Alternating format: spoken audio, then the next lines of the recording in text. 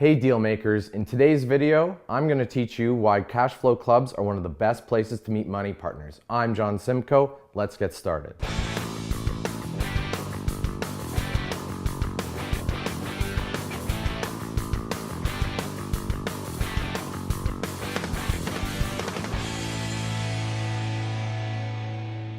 For those of you that don't know what cash flow is, it's a board game that was designed by Robert Kiyosaki, one of today's greatest financial minds, and the author of Rich Dad, Poor Dad. If you haven't read that book, that's your homework. Go do it. Absolutely essential. For those of you that need to have read the book and haven't seen the game, this is a game board. It's actually a simulation of investing. So there's a rat race where people have a job and they go around, try and get enough investing to be able to get their passive income to be greater than their expenses. Then they get to quit their job, move into the fast track where bigger deals are done and where the rich play. So the job is all about simulating how to get out of the rat race.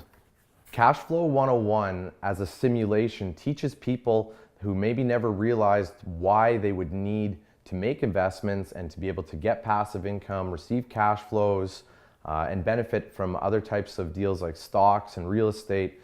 And the game simulates it, and one of the best things to do to be able to learn is a simulation. You only learn so much by reading, you only learn so much by watching videos, even like this one here, but actually going out there and going and finding a cash flow club or even starting your own. There's a lot of them on the website meetup.com. Most of them are free to go to, maybe $5 if there's room to pay for.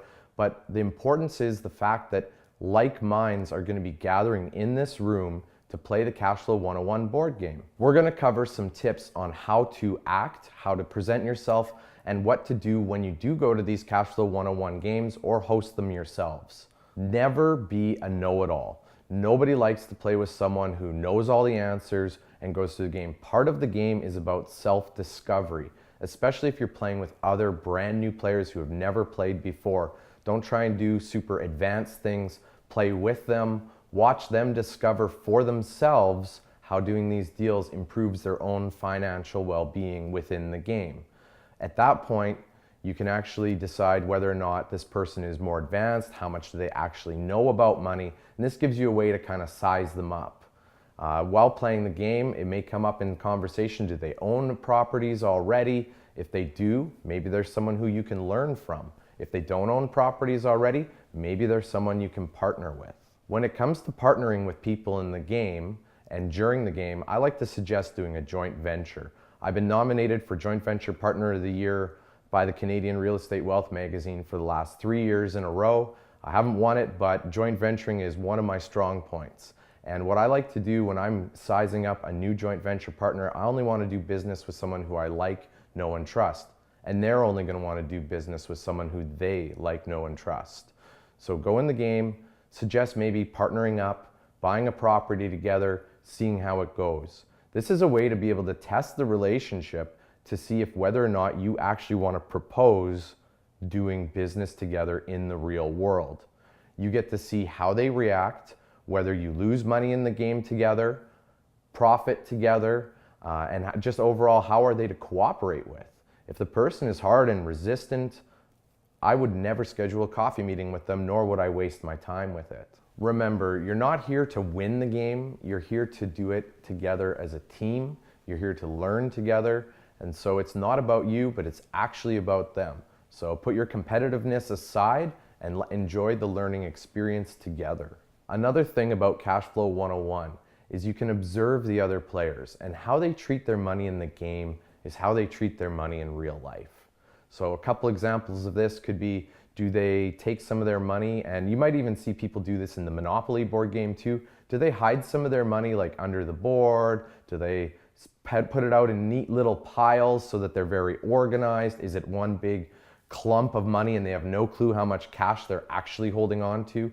If a deal comes, do they need to count a whole ton of it and see if they can get in or not? Often people who are disorganized with their money just think they can't afford to do a deal when they have plenty of it just sitting right there. So that might also be a clue, because that means they might actually have some money sitting around and in their own life. So maybe you can get that for one of your deals. See if the relationship is worth it. See if you want to work together. In my city, I've been hosting Cashflow 101 games for nearly a decade, And this has been a source for tons of new partners, new money partners. By being the host, it automatically gives me a position of authority. So if there's no cash flow clubs in your area, I highly recommend starting one. It's going to attract all the right people that you may want to work with. It's a great filter, and I would highly encourage you to network with these people. Afterwards, exchange contact information. Add them to your newsletter if you have one. In fact, you should. You should have some type of continuity program to always follow up with these people. See about going for a coffee with them, and at that point you can go through the video where we talk about the coffee pitch and what to do at the beginning of a coffee meeting to be able to get this person to partner with their money with you. When you go to these cash flow games, dress professionally. You don't need to be suit and tie. Look your part, bring your business cards, and remember, above all else, have fun. I've got 2 gifts to give you. One is a private Facebook group where we go over all these sorts of things, what to do in the cash flow clubs. If you have questions after playing, come bring them to the group. We're going to answer if there's a way for you to be able to close that money partner in your coffee meeting. Share your experience at the cash flow club. We'll help you get through it, give you some tips so that you can close that deal and make some more money. Also, I write a monthly newsletter called Deal Flow Monthly. I encourage you to subscribe to that. There's a link in the description, and in it you'll be able to get all kinds of insider tips, strategies, often free trainings, and access to webinars. So make sure you sign up for the newsletter. I'm John Simcoe. See you in the next video.